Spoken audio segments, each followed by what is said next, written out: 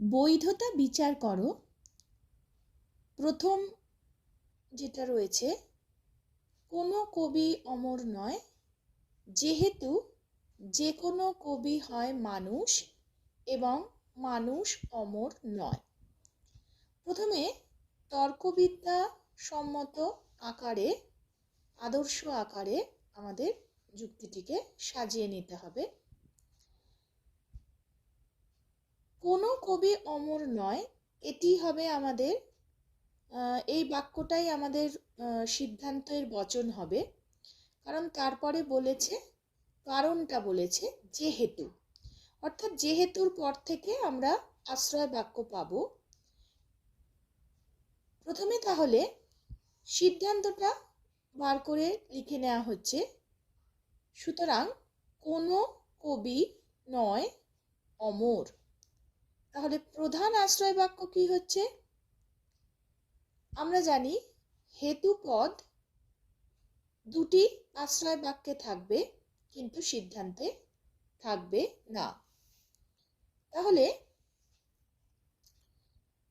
সিদ্ধান্তের যেটি বিধেয় সেটি হচ্ছে সাধ্যপদ, এবং সেটি যাবে প্রধান বা প্রথম আশ্রয় বাক্যে হেতুপদের সঙ্গে। তাহলে দেখো, এখানে অমর হচ্ছে এই বিধেয় বা সাধ্যপদটি যেটি সিদ্ধান্তের, সেটি যাবে মানুষ এই হেতু পদের সঙ্গে প্রথম বা প্রধান আশ্রয় বাক্যে। সেখানেও একটি ই বচন করা হলো, কোনো মানুষ নয় অমর। দ্বিতীয় বা অপ্রধান আশ্রয় বাক্য হলো সকল কবি হয় মানুষ। হেতুপদ মানুষ দুটো আশ্রয় বাক্যতেই রইল, আর সিদ্ধান্তের উদ্দেশ্য যে পক্ষপদ কবি, সে রইল অপ্রধান আশ্রয় বাক্যে হেতুপদের সঙ্গে। এই হলো আমাদের ঠিক মতন আদর্শ আকারে যুক্তিটিকে আমরা সাজিয়ে নিলাম।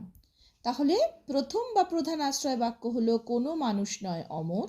দ্বিতীয় আশ্রয় বাক্য বা অপ্রধান আশ্রয় বাক্য হলো সকল কবি হয় মানুষ। সুতরাং সিদ্ধান্ত কোনো কবি নয় অমর।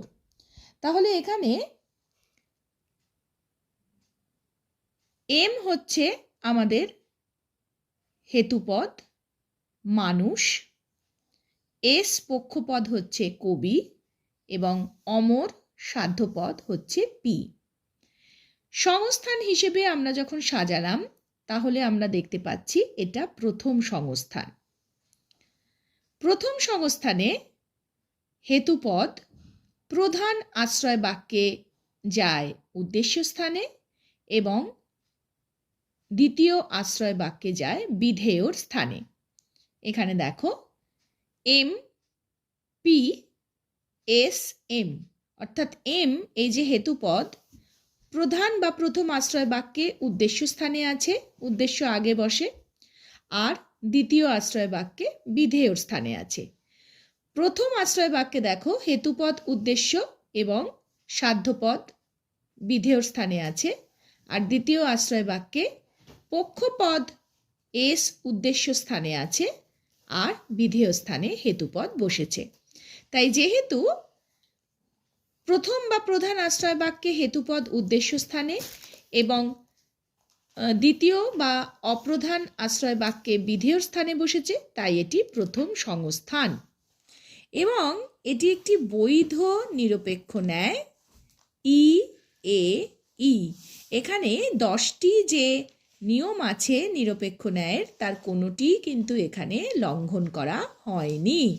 প্রতিটা নিয়ম মানা হয়েছে এবং এটি প্রথম সংস্থানের একটি বৈধ মূর্তি।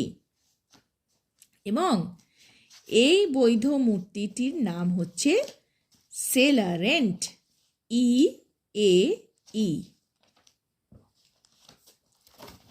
এই যুক্তিটিতে ন্যায় গঠনের সব নিয়ম যথাযথ অনুসরণ করা হয়েছে, তাই যুক্তিটি বৈধ।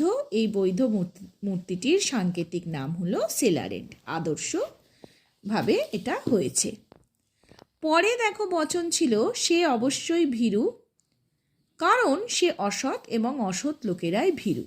তাহলে প্রথমেই সিদ্ধান্ত বলে দিচ্ছে সে অবশ্যই ভীরু, এটাই আমাদের সিদ্ধান্ত হবে। সুতরাং এবার যদি আদর্শ আকারে সাজিয়ে নিই, সে হয় ভীরু, এটাই হচ্ছে আমাদের সিদ্ধান্ত। কারণের পর থেকে আমরা প্রধান ও অপ্রধান আশ্রয় বাক্য পেয়ে গেলাম। অসৎ, সকল অসৎ ব্যক্তি হয় ভীরু, সে হয় অসৎ ব্যক্তি। এখানে দেখো আদর্শ আকারে সাজানোর পরে আমরা পেয়ে যাচ্ছি সে হচ্ছে আমাদের পক্ষপদ, ভীরু হচ্ছে সাধ্যপদ এবং অসৎ ব্যক্তি, যেটা দুটো আশ্রয় বাক্যতেই রয়েছে, হলো হেতুপদ। এবং সাধ্যপদ প্রধান আশ্রয় বাক্যে রয়েছে হেতুপদের সঙ্গে এবং সে পক্ষপদ অপ্রধান আশ্রয় বাক্যে রয়েছে হেতুপদের সঙ্গে। সংস্থানে সাজিয়ে দেখছি এটাও প্রথম সংস্থান, কেননা অসৎ ব্যক্তি এই যে হেতুপদ প্রথম আশ্রয় বাক্যে রয়েছে উদ্দেশ্য স্থানে এবং দ্বিতীয় আশ্রয় বাক্যে রয়েছে বিধেয় স্থানে। এবং যেই সংস্থানে হেতুপদ প্রথম আশ্রয় বাক্যে উদ্দেশ্য স্থানে এবং দ্বিতীয় আশ্রয় বাক্যে বিধেয় স্থানে থাকে তাকেই তো বলা হয় প্রথম সংস্থান। এবং এটা প্রথম সংস্থানের একটা বৈধ মূর্তি। দুটি আশ্রয় বাক্য এবং সিদ্ধান্ত প্রত্যেকেই এ বচন, এ এ এ, এবং আমরা জানি এর নাম হলো বারবারা। এই যুক্তিটিতেও ন্যায় গঠনের সমস্ত নিয়ম যথাযথ অনুসরণ করা হয়েছে, তাই যুক্তিটি বৈধ এবং এর সাংকেতিক নাম হলো বারবারা। এইভাবে তোমাদের যুক্তির বৈধতা বিচার করে দেখাতে হবে।